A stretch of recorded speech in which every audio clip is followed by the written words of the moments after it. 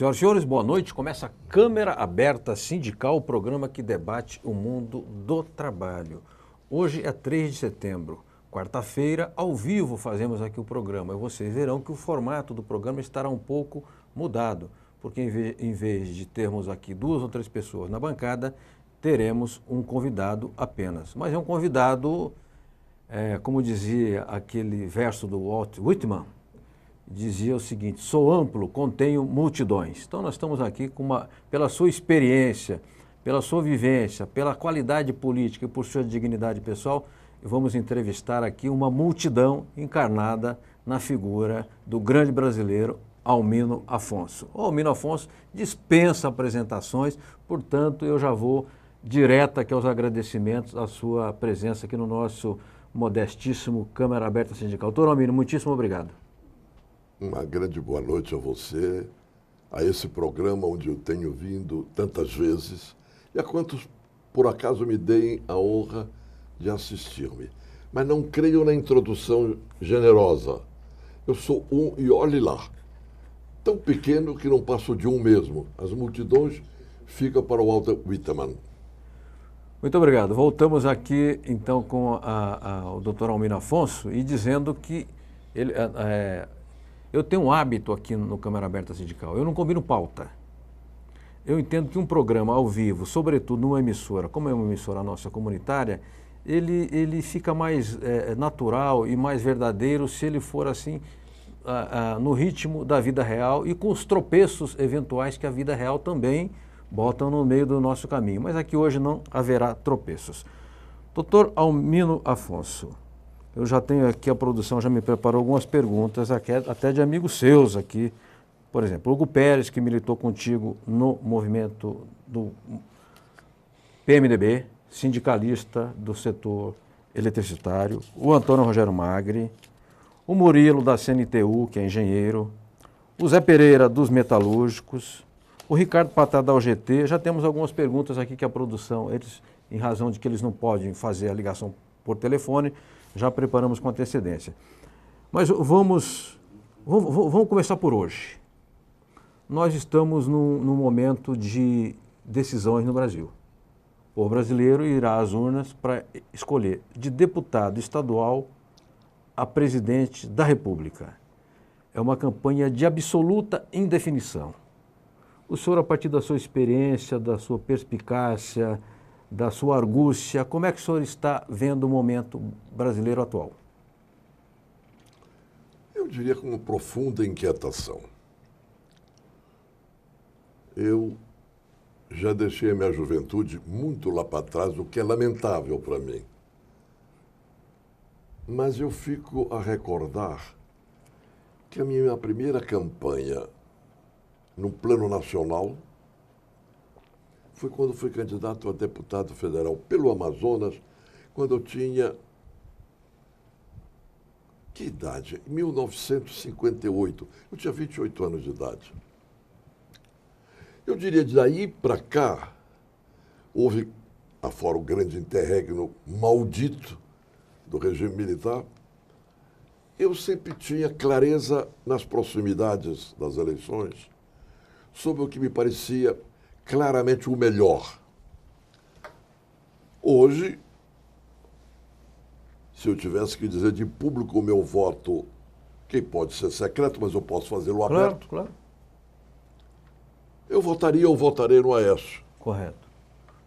Mas o quadro nacional é de uma inquietação para todo lado que eu acho que ninguém hoje pode dizer com certeza para onde vamos.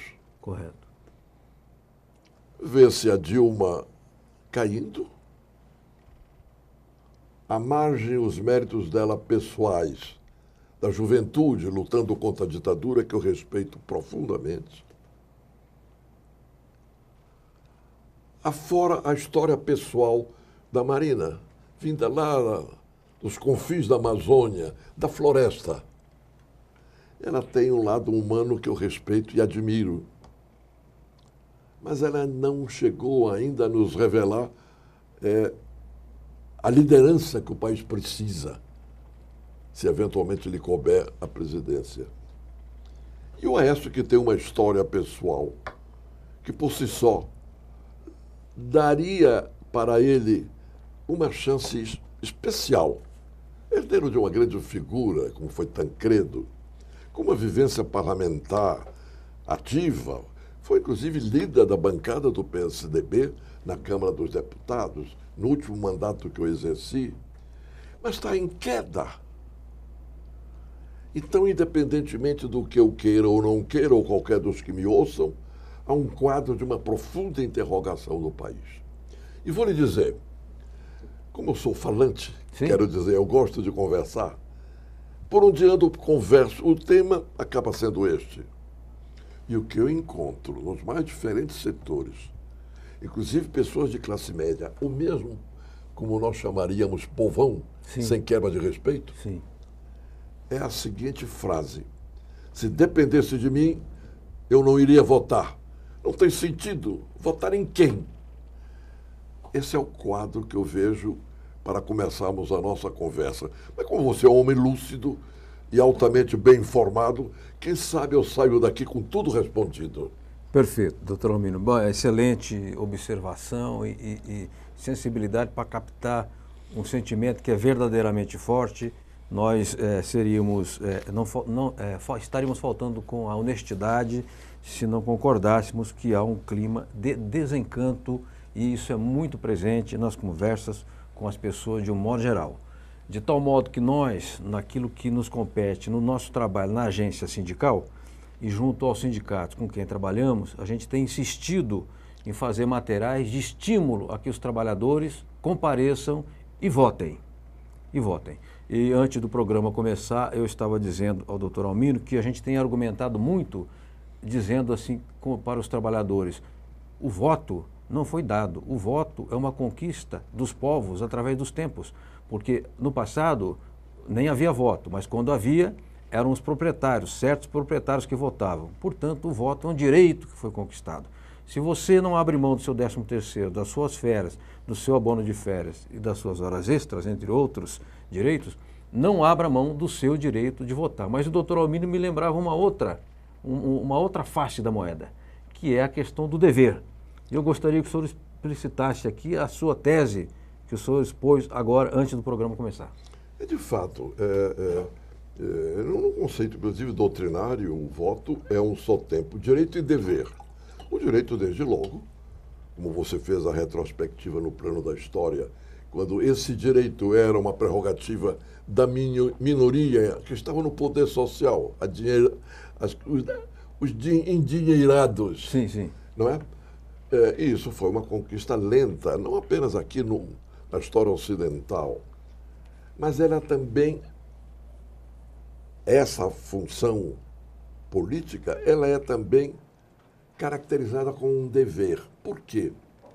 Porque qualquer de nós, como cidadãos, supondo que não votemos, vamos abrir mão do direito de votar, mas nós continuaremos como cidadãos da sociedade a reclamar que haja escola adequada, que haja uma saúde pública que abranja adequadamente a todos, que haja honradez na administração pública, que haja transporte, ou seja, tudo quanto são mecanismos indispensáveis na vida de qualquer de nós, cada um de nós continuará reclamando, queremos, ainda que não votemos.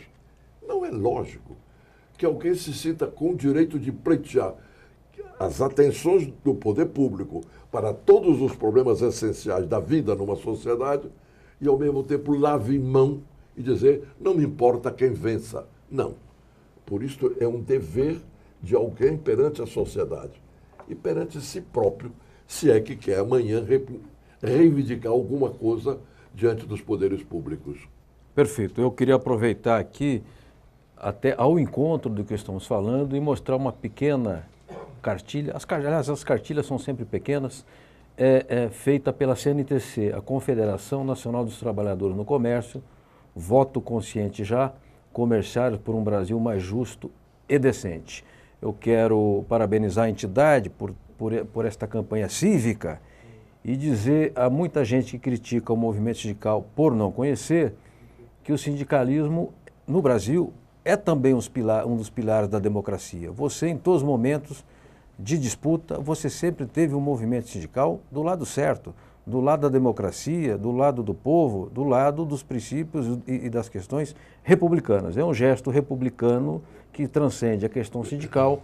Aqui o apelo da CNTC, vote consciente, já comerciários por um Brasil mais justo e decente. Lembrando que os 12 milhões de comerciários brasileiros agora compõem uma profissão reconhecida, coisa que não ocorria até 2 ou 3 anos. Doutor Almino Afonso, na semana passada, lá no meu trabalho na agência sindical, nós fizemos o boletim eletrônico Repórter Sindical sobre o Getúlio Vargas. Não por causa da morte, mas por causa do legado do Getúlio. Inclusive, eu entrevistei lá por telefone, se é que a gente pode entrevistar alguém por telefone, o senhor fez lá uma consideração muito correta e cristalina a respeito do legado do Getúlio, baseado em 3 vertentes. Eu tenho aqui em mãos, e vou mostrar, Enéas, um livro, Getúlio Vargas de Seu Tempo, publicado pelo BNDES, quando presidido, quero crer, pelo professor Carlos Lessa, um brasileiro, um grande brasileiro, muito esclarecido, muito progressista. Um grande economista. Grande economista. Organizadores, Raul Mendes Silva, Paulo Brandi Cachapuz e Sérgio Lamarão. De tudo que já li sobre o Getúlio, enquanto documento, não enquanto tese, considero o trabalho mais completo já publicado. O Getúlio, todos sabem, ele, embora não tenha sido, digamos, o ideólogo do trabalhismo, mas ele foi quem empunhou a bandeira do trabalhismo e corajosamente enfrentou as forças que faziam oposição a essa ideia progressista e legou aos brasileiros a Justiça do Trabalho, a CLT, a legislação do trabalho e tantas outras realizações. Doutor Almino, ao ensejo desses 60 anos da morte do Getúlio Vargas, eu vou lhe pedir de novo aqui que o senhor faça como é que o senhor avalia o Getúlio e o trabalhismo? O senhor acha que é uma doutrina socialmente superada? Veja, se nós analisamos o trabalhismo no limite das atenções às relações de trabalho no dia a dia, a tua pergunta limita a resposta. Certo. Mas se você coloca isso de maneira mais ampla, claro, nós chegaríamos ao socialismo com uma resposta muito mais abrangente. Correto. E, embora sufocado pelo quadro atual que nós estamos vivendo, mas no meu íntimo eu continuo a sonhar.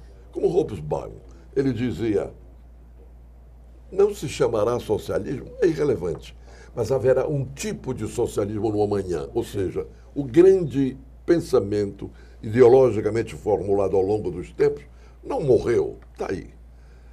Eu diria do Getúlio que ele foi um grande embrião, porque não há o que duvidar. Ele chega em 1930 ao poder pela Revolução que vem lá desde o Rio Grande do Sul. É ele que cria o Ministério do Trabalho. Sim. Isso antes era simplesmente inexistente. Eu diria impensável. Segundo, ao criar o Ministério do Trabalho, curiosamente liderado por uma figura que foi o Lindolfo Collor. Que havia sido colega do Getúlio na Universidade Federal lá em Ouro Preto. Pois bem, e era, conforme eu ouvi uma vez do presidente Goulart, João Goulart, que o Getúlio lhe teria dito em certo momento: o Ministério do Trabalho significou que ele foi o Ministério da Revolução. Quer dizer, o que havia de novo, preponderantemente, com a chegada do Getúlio ao poder em 1930, claro, o voto direto, o voto secreto, etc., etc., mas a mudança substantiva foi o Estado olhando diretamente para o problema das relações de trabalho. Correto.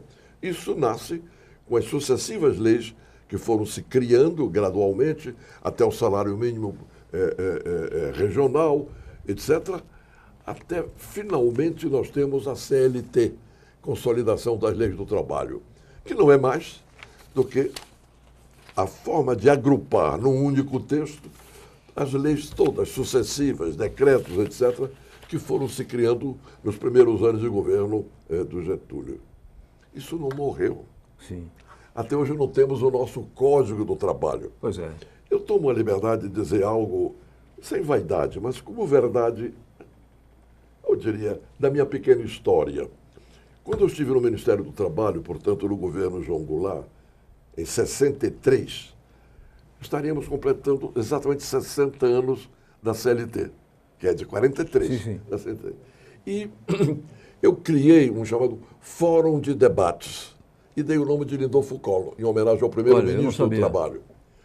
Esse seminário de âmbito nacional incluía, ou incorporava, melhor dizendo, representantes dos trabalhadores, representantes dos empresários e representantes dos homens do direito do trabalho, professores do direito do trabalho, juízes do trabalho, técnicos do trabalho. E tudo isso ao longo de uma semana nós debatemos o que a CLT tinha de bom, o que estava superado, o que tinha envelhecido, e se criaram tantas e tantas propostas para essa inovação. Morreu com o golpe de Estado. Sim. Ao mesmo tempo, o presidente João Goulart havia pedido ao ministro da Justiça, João Mangabeira, que era um homem da maior significação histórica, etc., companheiro de lutas do velho Rui Barbosa. Olha. E era presidente nacional do Partido Socialista Brasileiro, que João Mangabeira entregasse a alguém a elaboração do nosso Código do Trabalho. Isso foi feito entregando a Evaristo de Moraes, uma grande figura de jurista excepcional, e que eu tenho a alegria de saber que ele continua vivo. Que beleza. E quem sabe, possivelmente, ainda produzindo tanto. Ele elaborou. Chegamos a editar, pela imprensa oficial, o texto, uma obra deste volume. O golpe sufocou. Então, eu diria que há coisas que ficaram enterradas pelo golpe de 64 e que dizem respeito aos trabalhadores. Seria bom que houvesse um movimento para levantar isso. O que tem de bom, retomarmos o debate e darmos a estas questões uma dinâmica à altura dos desafios dos nossos dias. A propósito, deixa eu fazer uma sugestão a Carolina Rui, do Centro de Memória Sindical, aqui de São Paulo, de quem sabe reencontrar esse material publicado com o resultado desse fórum, porque as gerações atuais não têm conhecimento, pelo menos ao que me consta, de que houve esse fórum amplo, com qualidade e que produziu, né, uma releitura, digamos assim, da CLT. Exato. Né, uma avaliação, e isso, evidentemente, enseja subsídios para o debate atual, porque muita coisa, como disse o doutor Amino, ficou enterrada e não foi tocada adiante como cabia. Doutor Amino Afonso, eu quero te passar aqui uma primeira pergunta do Hugo Pérez. Já temos a pessoa na linha? Então o doutor Amino Afonso vai responder o Hugo Pérez. Daqui a pouco a gente vai fazer uma fala por telefone. Essa é novidade, isso eu não conhecia, da outra vez não tinha aqui no programa, ao que me consta. E voltamos já. Chame na linha, voltamos daqui a pouco com Almino Afonso, ok?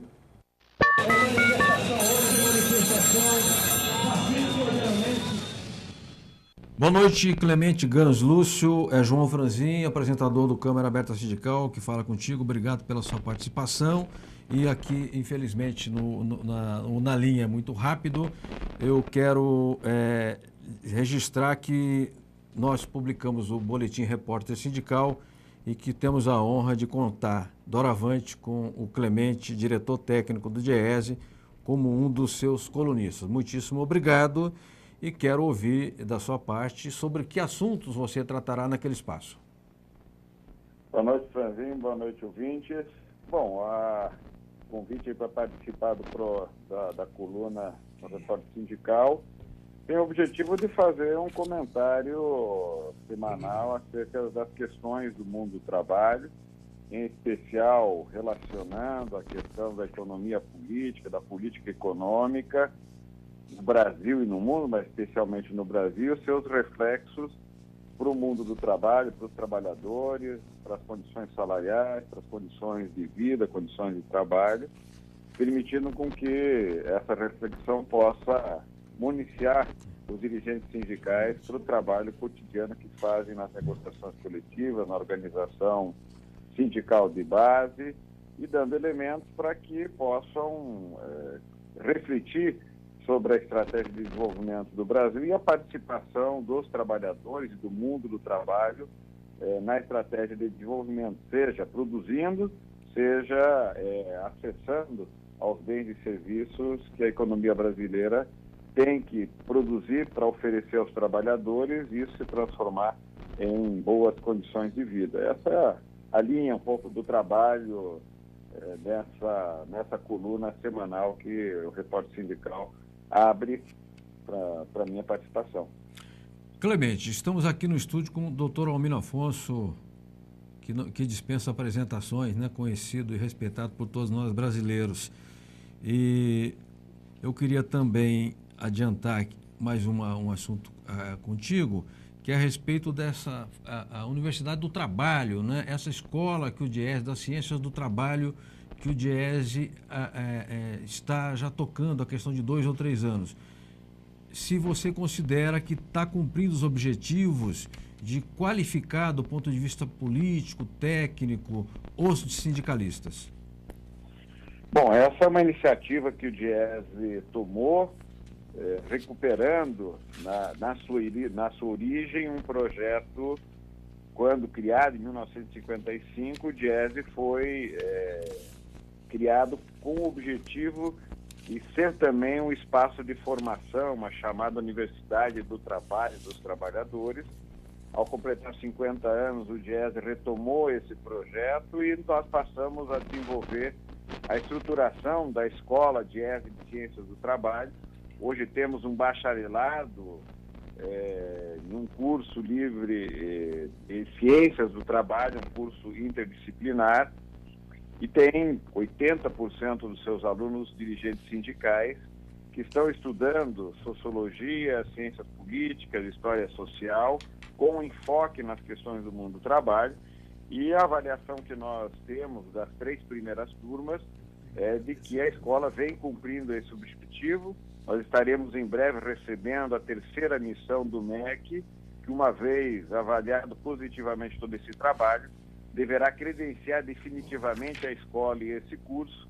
E o nosso projeto é ampliar esse trabalho de formação como oferta nacional para todos os dirigentes sindicais, sendo, nesse sentido, um espaço de formação econômica na área de sociologia, na área de ciências políticas, para que os dirigentes sindicais tenham, com essa formação, condições de representar e entrar nos debates setoriais, conjunturais e de macroeconomia para pensar o desenvolvimento do Brasil, para o desenvolvimento setorial, da indústria, no serviço, no comércio. Esse é o nosso objetivo. Muito bem. Clemente, eu quero agradecer muitíssimo a sua participação. O doutor Almino está me lembrando aqui que conviveu com os fundadores, né, do DIESE, um de sobrenome Lossaco, cujo primeiro nome, você me desculpa, mas eu não me lembro, que era dirigente bancário. Salvador. Dirigente bancário. Salvador Lossaco. Salvador Lossaco. Isso. O Tenorinho, Luiz Tenório de Lima também foi um dos fundadores, eu me lembro, né? Então, Exato. o DIESE é uma instituição muito séria, muito respeitada, com profunda capacidade de produzir conhecimento e de divulgar conhecimento, mas tem lá os seus fundadores, a gente nunca pode esquecer dessa história. Muitíssimo obrigado, nos falamos em breve, Clemente. Um abraço a todos os DIESE. Abraço a vocês todos também. Abraço, Almino. Doutor Almino, o Hugo Pérez está na fila das perguntas. Hugo, você não fica na fila, evidentemente, mas você, aqui na ordem, né, digamos assim, está aqui ponteando a fila. O sindicalista Hugo Pérez manda um abraço ao Almino, seu companheiro de militância no PMDB. E pergunta, no seu tempo de ministro do Trabalho, não existiam centrais sindicais. Hoje, sim. Em que medida uma parceria entre o Ministério do Trabalho e as centrais seria boa e produtiva para os trabalhadores? Pergunta hoje, sobre sim, hoje. Sim. Não havia centrais na sua época de ministro. Hoje há centrais.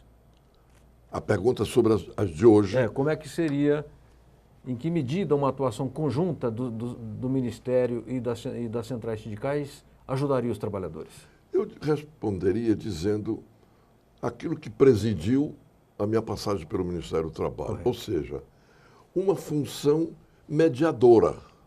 Ou seja, é natural que os trabalhadores organizados em sindicatos e os empregadores organizados também em seus sindicatos, nas suas empresas, num certo momento é um conflito de interesses. E sempre é necessário, em determinados casos, uma função mediadora para que se chegue a um acordo no limite do possível. Essa função o Ministério do Trabalho, naquele meu tempo, cumpria. Para isto, era indispensável um diálogo permanente, eu diria, estreito, altamente respeitoso com os dirigentes sindicais daquele período. Assim eu funcionei.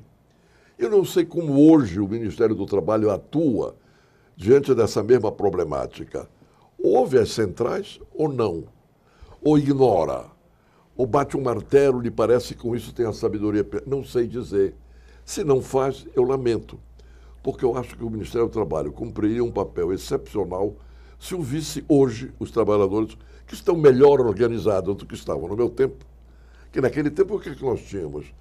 Fomos tendo o embrião de uma central, Sim. que foi o CGT, Sim. o Comando Geral dos Trabalhadores. Mas logo golpeado. Hein? Logo golpeado. Logo golpeado pela ditadura de maneira brutal. Mas hoje que as centrais operárias já estão legalmente reconhecidas e reconhecidas pela sociedade, eu acho que o Ministério do Trabalho ganharia muito se ouvisse mais os trabalhadores organizados. Perfeito. De certa forma, o senhor já respondeu, embora parcialmente, outra questão apontada pelo Rogério Magre, que foi ministro. Diz aqui a pergunta: o líder eletricitário e ex-ministro do Trabalho e da Previdência, Antônio Rogério Magre, faz a seguinte pergunta. Prezado Almino, o Ministério do Trabalho perdeu força e poder político. Como fazer a pasta voltar a ter prestígio e papel político? Como nós estamos discutindo no começo desta entrevista, que para mim é sempre motivo de alegria, o quadro, eu diria, pré-eleitoral, porque estamos nas antevésperas de começarmos realmente a grande batalha, eu diria que as duas coisas se interrelacionam junto da pergunta do nosso querido Magre. A minha sensação é de que os presidentes da República que vêm vindo durante esse período, incluindo o próprio Lula, que foi um dirigente sindical, não me dá a impressão, visto de longe, que tomem em conta as lideranças sindicais na hora de determinadas decisões. Sim. Pois eu quero dizer ao Magre que me ouve e que me honra tanto com sua pergunta, que os grandes momentos mais cruciais, quando passamos a ter dificuldades extremas na manutenção do plano trienal, um plano que foi fundamental no governo João Goulart, apesar do malogro que depois ocorreu, o presidente João Goulart reunia o ministro da Fazenda, o ministro do Planejamento, que era o Celso Furtado, e o ministro do Trabalho, que era eu. Poxa vida. Então, eu diria, a minha sensação daquele período é que o Ministério do Trabalho tinha uma presença real no centro do poder, em nome dos interesses da coletividade de trabalhadores. Será que hoje tem? Não percebo. Estaria isso em bom momento que os líderes que estão aí se candidatando à presidência da República nos digam como pensam organizar a administração, ouvindo ou não ouvindo os trabalhadores? Perfeito.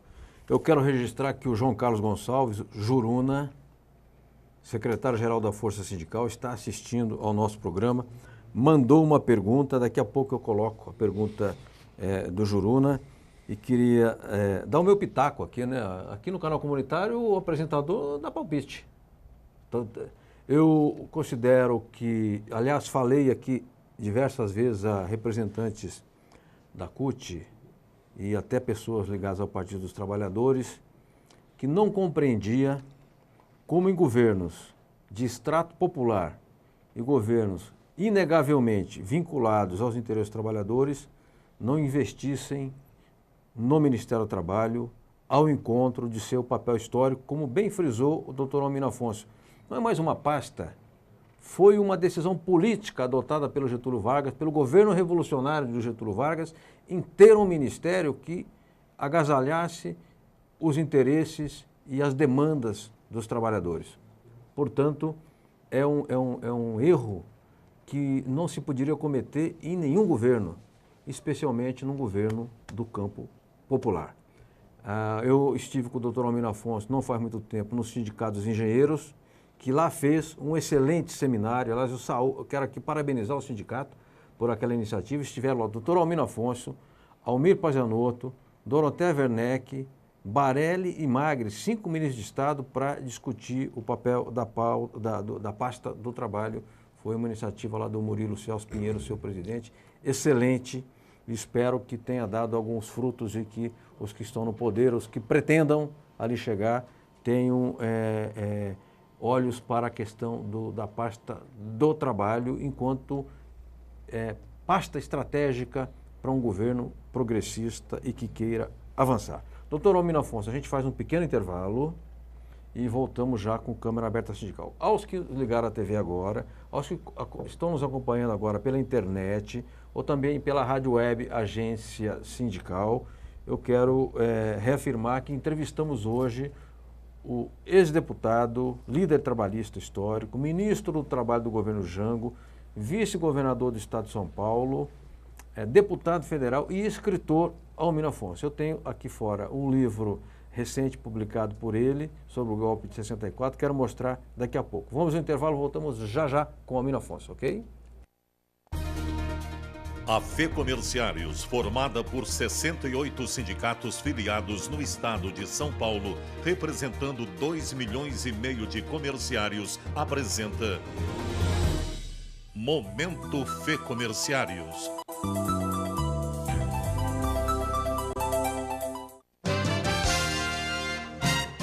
A FEComerciários e os Sincomerciários de Limeira promoveram na quarta-feira, 27 de agosto, no Clube dos Comerciários de Limeira, o terceiro seminário Benefícios, Possibilidades e Desafios, voltado para um seleto público de aproximadamente 50 pessoas.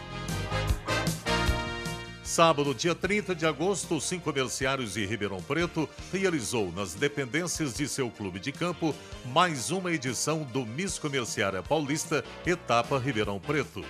A vencedora foi Carolina Andrini. Parabéns, presidente Regina Pessotti, pela organização do evento.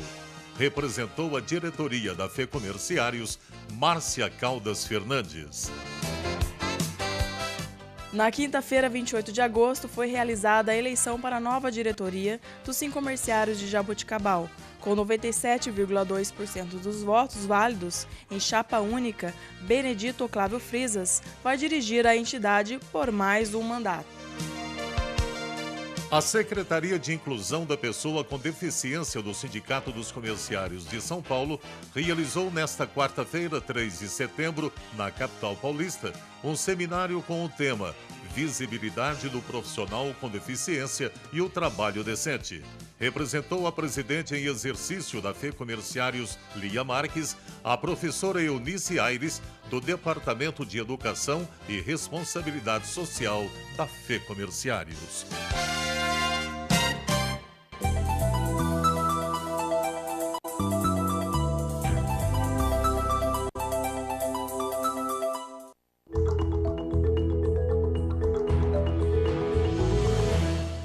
O Brasil viveu dias inesquecíveis. Contrariando aqueles que acreditavam que não ia ter Copa, a Copa do Mundo da FIFA chegou ao Brasil e foi muito bem recebida. Nós nos preparamos, decoramos as cidades, entregamos as obras que faltavam e, de acordo com dados do Ministério do Turismo, recebemos mais de 1 milhão de turistas estrangeiros. Nos primeiros dias do evento, alguns estados registraram uma ocupação nos hotéis de mais de 92%.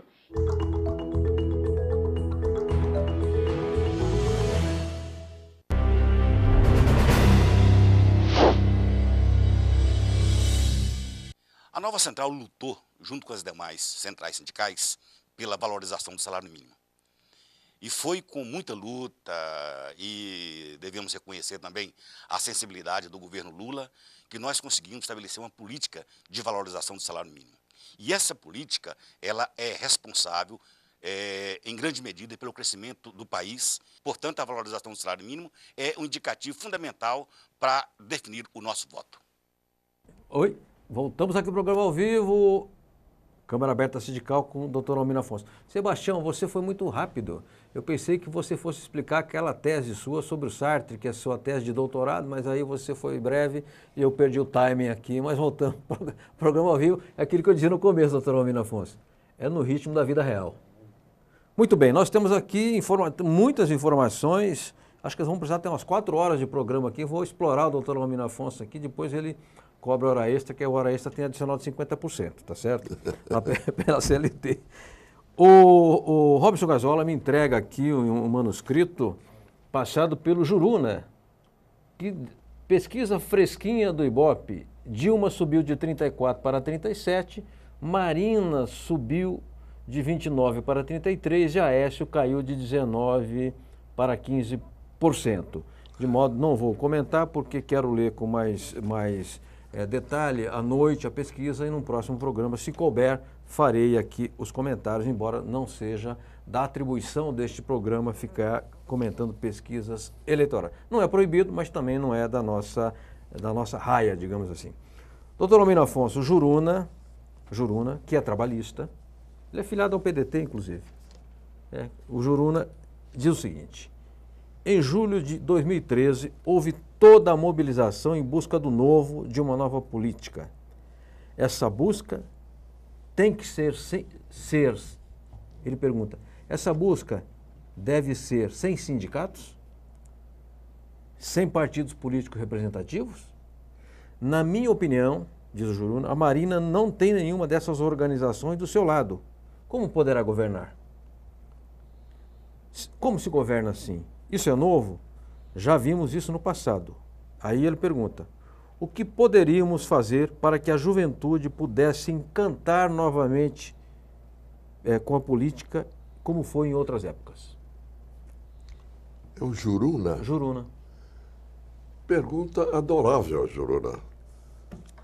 Você que vê o lado seio da floresta, tem sabedorias que nós aqui às vezes não temos. Eu lhe diria que o seu tema é um dos que mais me angustia. Porque eu não vejo como a democracia possa efetivamente consolidar-se se não ouvindo a sociedade. A democracia não é uma frase, não é um termo, uma expressão. Ela é uma prática institucional. Como levar a manifestação da rua, dos estudantes das suas assembleias, dos trabalhadores nas assembleias sindicais, a serem ouvidos? Eu diria, através dos partidos políticos. Não há outro caminho. Os sindicatos, sem dúvida, podem cumprir esse papel como forças propulsoras. Sim.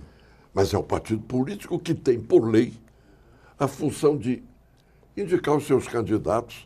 Ninguém é candidato hoje no Brasil sem que tenha uma filiação partidária. Não há candidatura avulsa no Brasil. Não há candidatura avulsa. Os candidatos passam por uma decisão partidária. Por sua vez, os partidos políticos, ao lançarem seus candidatos à presidência, a governador, votam um programa, um projeto, apresentam ao povo. Portanto, é aí, nesse centro nuclear, que nós devemos pensar se está se dando ou não a presença dos trabalhadores ou dos jovens que vão para a rua, mesmo a classe média, como foram tantos milhares. E isto, Juruna, eu acho que não está se dando por uma coisa dramática. Os partidos políticos estão deixando de cumprir o seu papel.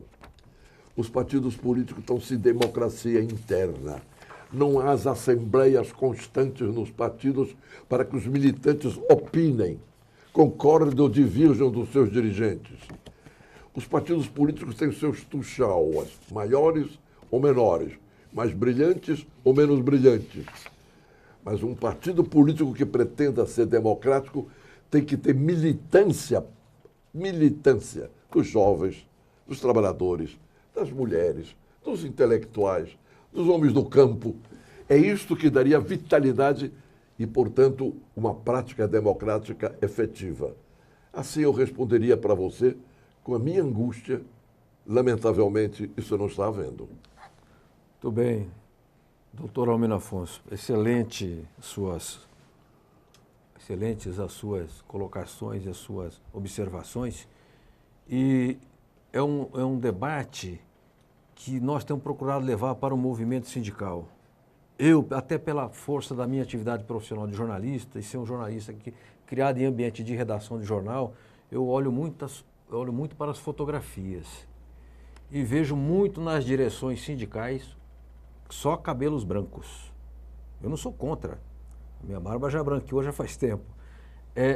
Mas é preciso que nas instituições todas haja renovação, haja uma oxigenação e que a juventude seja trazida até por meio dos sindicatos para chegar à militância partidária, como se fez no passado. Você me permite uma ponderação?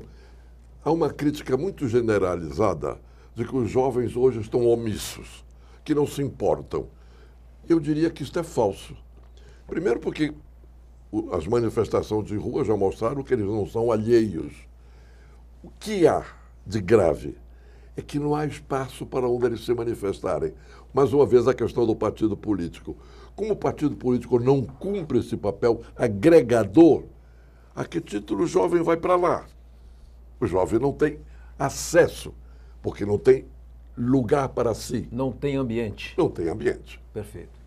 Muito bem, eu quero registrar aqui um convite, agradecer muitíssimo o que nos enviou Walter dos Santos, presidente do Sindicato dos Comerciários de Guarulhos.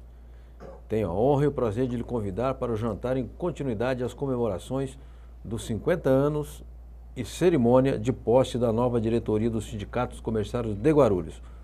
O evento será realizado dia 17 de setembro, às 19 horas, cita aqui o hotel em Guarulhos, e nós, então, sua presença tornará este evento ainda mais especial. Walter e a sua diretoria, muitíssimo obrigado pelo convite. Sindicato de 64 a 2014, olha, eu não sei não, 64, mas eu acho que a carta desse sindicato saiu ainda no governo Jango, se não me engano. E havendo a confirmação, tratarei disso aqui no próximo programa. Obrigado, abraço à valorosa categoria dos comerciários. Doutor Almino Afonso, temos aqui perguntas, programa ao vivo, aparece todo tipo de pergunta. Perguntaram até sobre a redução da maioridade penal. Eu vou pedir licença ao nosso telespectador para não colocar a pergunta aqui em debate, em razão de que não faz parte aqui do tema do dia. Tem uma pergunta da Dagmar do Tremembé. Qual reforma política seria ideal para contribuir com a faxina política no Brasil? Seria reduzir o número de partidos? Não é o caso de faxina, né, doutor Almino? É muito agressivo, eu quero crer a expressão faxina política, né? Eu diria uma pré-faxina. É? Vou explicar. Você sabe que tem a lei da ficha limpa. Sim, sim.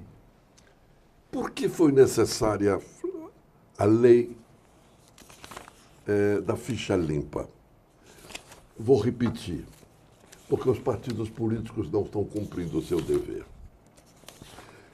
A ficha limpa devia dar-se precisamente ao nível de cada partido.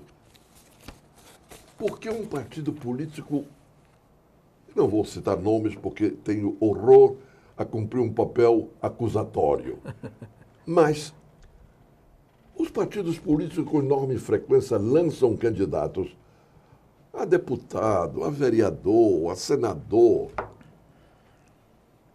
Figuras que têm publicamente um nome já marcado por inquéritos policiais, por processos nos tribunais. Sim. Ainda não é um caso julgado e, portanto, não. O partido político, mesmo sem o caso ter sido julgado, deveria ter o zelo de não lançar um candidato a cargo tão significativo da representação política, figuras que já estão marcadas por interrogações graves. Aí se daria a ficha limpa. Sim. Não é verdade? Sim. A pré-ficha. Sim. Se depois fosse condenado, é outra história. Correto. Mas isso o partido político lava a mão. E olha, quem está me ouvindo, por acaso me dando a honra, há de lembrar-se quantos são candidatos que nós sabemos que estão nas barras dos tribunais. Sim, sim. Muito bem. Aliás, não é o caso de fulanizar, porque na política não se faz isso. Mas é um escárnio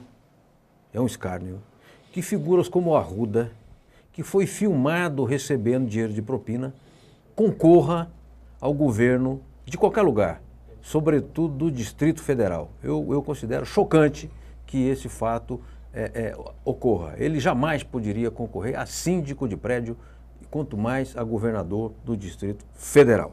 Doutor Almino Afonso, o Murilo Celso, presidente do Sindicato dos Engenheiros do Estado de São Paulo e da Confederação da categoria, faz uma pergunta que, de certa forma, já foi respondida, mas é meu dever fazer a pergunta do Murilo. Recentemente, o senhor participou brilhantemente da discussão promovida pela CNTU sobre a valorização do Ministério do Trabalho e Emprego. Na sua opinião, qual seria a medida essencial a ser tomada pelo próximo governo para recuperar o protagonismo dessa pasta que é tão importante? E ainda, como deveria ser a relação do Ministério com o conjunto do movimento sindical? A relação do Ministério, você já respondeu. Agora, a medida essencial, qual seria? Eu não sei dizer qual a medida essencial. O essencial é que haja o diálogo entre o poder público, portanto, no caso concreto, o Ministério do Trabalho, e as organizações dos trabalhadores. Tantas e tantas medidas que, de repente, vão sendo, quem sabe, bem intencionadas, improvisadas, sem que os trabalhadores previamente tenham opinado. Isso vale para todos os campos. Os trabalhadores do campo, então, nem falar. Sim, sim. Não são ouvidos nem cheirados. Então, eu acho que o essencial, eu seria repetitivo, é dar espaço para que nas decisões governamentais, não todas, eu não estou aqui fazendo fantasia, aquelas de maior importância, mais significativas, que os sindicatos, através das suas corporações maiores, sejam ouvidos. Perfeito. Doutor Almino Afonso, nós temos agora uma reportagem mais externa. Eu não vou dizer quem é, porque é uma surpresa, quero crer que uma surpresa boa para o senhor. Nós vamos ouvir uma pessoa que o senhor conhece faz muito tempo. Vamos lá?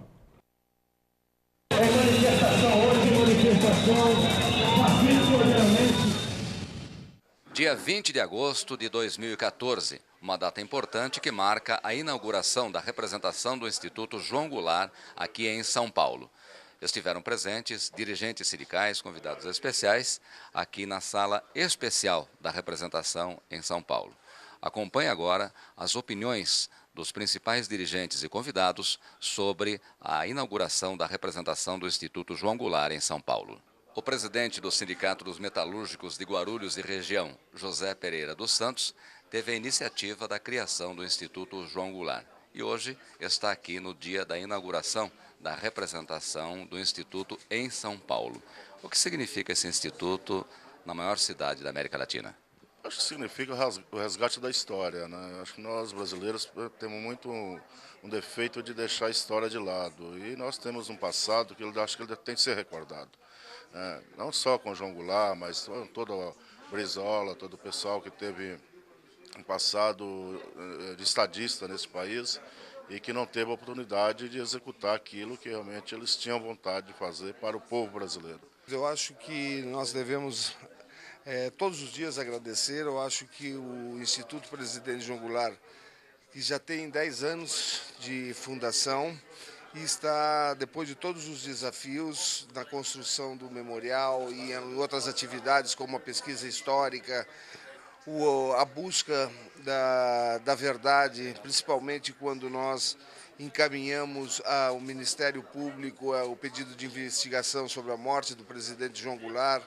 Nós estamos desenvolvendo cursos, temos feito documentários e hoje aqui em São Paulo eu tenho a agradecer a todos aqueles que junto ao Instituto João Goulart se engajaram nessa luta, se engajaram na luta da restauração histórica de nosso país. Franzinho, por que você tomou essa iniciativa de participar da implantação do Instituto em São Paulo? Bem, eu acredito que uma das grandes maldades da ditadura foi desconstruir a figura de um grande brasileiro, de um patriota, de um político exemplar chamado João Goulart.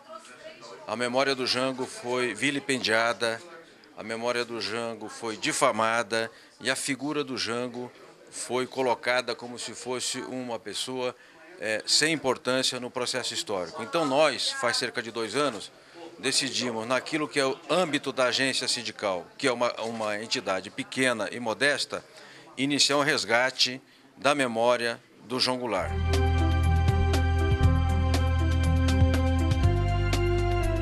Viva Jango! Viva!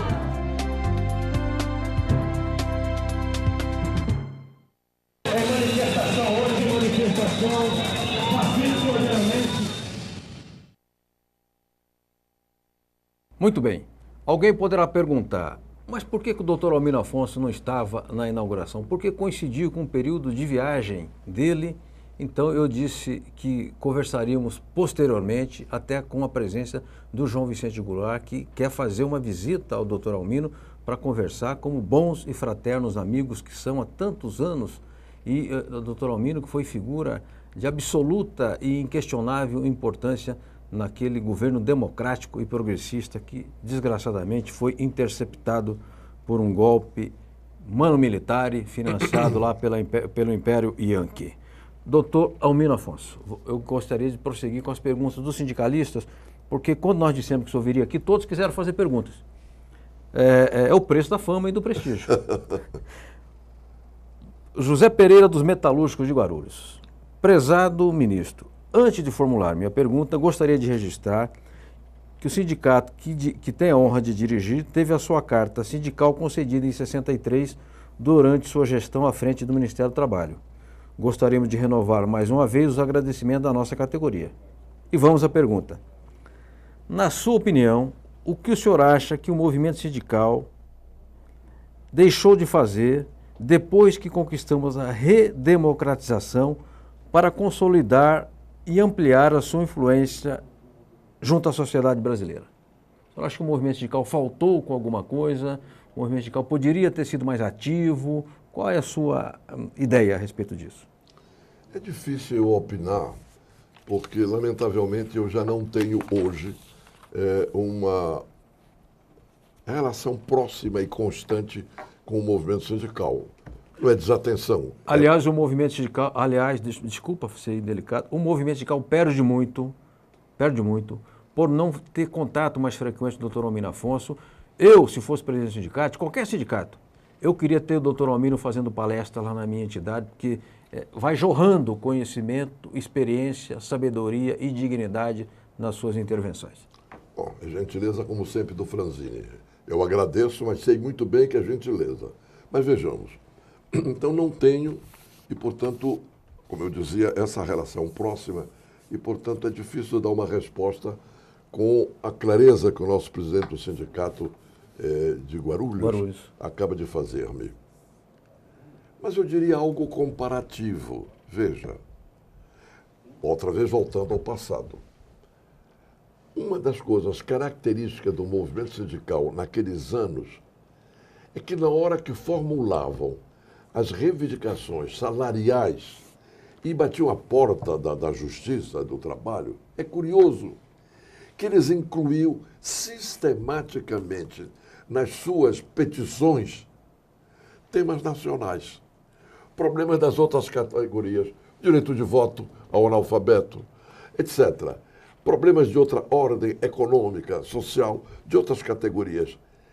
Ou seja, o sindicato, na hora que atuava de maneira específica sobre as reivindicações economicistas, quer dizer, salariais, ele ia além. Não porque tivesse a ilusão de imaginar que o juiz do trabalho naquele momento fosse decidir sobre outras questões, mas era uma forma de transformar a sua petição numa espécie de tribuna do povo. E ele refletia as outras questões das outras categorias através da hora em que batia a porta da Justiça do Trabalho. Relembrando isto, eu diria para hoje, a partir da pergunta que acabo de receber do nosso presidente do sindicato, Eu não sei se não há, talvez haja, mas se não há, fica aqui a minha ponderação, que o sindicato, as confederações, as federações, além das suas grandes assembleias em que discutem problemas específicos da categoria, pudessem dar ênfase às outras questões de caráter nacional, que são muitas vezes silenciadas nas assembleias dos partidos políticos. Ou às vezes, não se espantem, até mesmo no parlamento, que a assembleia do sindicato fosse uma espécie de tribuna do povo, não para chamar os de fora para lá, mas que os trabalhadores incorporassem na sua luta, no seu debate, as questões gerais do país. Porque tudo o que ocorre lá fora da gestão do sindicato reflete-se na vida do trabalhador. Esta seria uma forma de pensar uma atuação atual que está faltando, porque o país está sem debate, o país está semicalado. Eu acho que os trabalhadores poderiam, nos sindicatos, romper este silêncio. Muito bem. Eu quero observar, desgraçadamente, que nós estamos caminhando contra os segundos finais, mas eu não posso deixar de registrar uma observação, uma pergunta do Ricardo Patá, presidente da UGT, União Geral dos Trabalhadores. Ele observa que o mundo mudou, o mundo do trabalho sofreu modificações nos últimos 70 anos e ele aponta talvez para a necessidade de aperfeiçoamento da CLT e quer saber se o senhor acha que a CLT merece também uma atualização. Olha, eu, de certa maneira, disse isso... Já respondeu. Quando me referi ao Fórum de Debates Lindolfo Collor, ocorrido na minha gestão há muito tempo. Eu diria que está uma pergunta antiga não respondida. Por que não temos o Código do Trabalho, que é uma coisa mais estruturada, mais orgânica do que a CLT? Por que não retomarmos esse tema como um tema central de debate para os trabalhadores? Vale dizer, é a CLT atualizada, revisada, vista onde ela falha, onde não falha, e tudo isso respondido através de uma lei orgânica, que seria o Código do Trabalho. Muito bem, doutor Almino Afonso, sucinto, né? Disse tudo em poucas palavras. Eu queria terminar o programa mostrando aqui um trabalho extraordinário, que é um livro da Lavra, mais um livro da Lavra do doutor Almino Afonso, 1964, na visão do ministro do Trabalho de João Goulart, Almino Afonso, pela Fundap, Imprensa Oficial do Estado de São Paulo. Quem quiser conhecer a história recente do Brasil, sobretudo aquele período do golpe, por meio de um relato veraz, um relato honesto e por quem verdadeiramente vivenciou a história, leia este livro, que ele é vendido em todas as boas casas do ramo, como se dizia antigamente. E sei que foi um sucesso, a primeira impressão, a primeira tiragem, melhor dizendo, voou e precisou ser feita uma outra. Eu não li o livro inteiro ainda, li muitas partes, tem muitos documentos, o livro é verdadeiramente um documento precioso daquele período. Doutor Almino Afonso, acabou o programa. Eu pedi para a gente ter mais 3 horas aqui, mas a direção não autorizou. Então, eu queria agradecer muitíssimo a sua vinda aqui ao nosso Câmara Aberta Sindical. É sempre uma honra receber o senhor aqui na nossa casa, desfrutar, infelizmente, de apenas 1 hora da sua convivência e dizer que, em nome da direção da TV Comunitária, eu quero lhe dizer que as portas e as câmeras da nossa emissora estão sempre abertas ao senhor. Muito obrigado. É uma honra sempre vir aqui. Saio ganhando, tenho o privilégio de discutir através do programa com milhares de pessoas, ouvi-los através das perguntas que me chegam e saio daqui mais remoçado, porque dá até a impressão de que eu voltei a um tempo antigo. Quem sabe se não voltei? Poxa, queiramos que sim. Doutor Almino Afonso, muito obrigado mais uma vez. Muito obrigado aos que nos acompanham e acompanharam. Eu agradeço muitíssimo aos que me enviaram perguntas e peço desculpas aos que não tiveram suas perguntas respondidas por falta de tempo. Na próxima quarta estaremos aqui com o novo Câmara Aberta Sindical. E a produção me avisa que o programa da sexta, na rádio da Agência Sindical, na Rádio Web, a partir das 17h30, receberá o João Donizete, eu tinha me esquecido, Scaboli, dirigente químico da FECINFAR da Federação e responsável pelo Departamento de Saúde e Segurança do Trabalhador, um sujeito muito sério, que tem uma dedicação verdadeiramente continuada e perseverante ao combate aos acidentes de trabalho. Nós vamos entrevistar lá no nosso estúdio. Muito obrigado a todos e a todas, um forte abraço até quarta-feira que vem. Este programa tem o apoio da TV Interação, Associação Vida e Trabalho e da Ordem dos Advogados do Brasil, Seção São Paulo.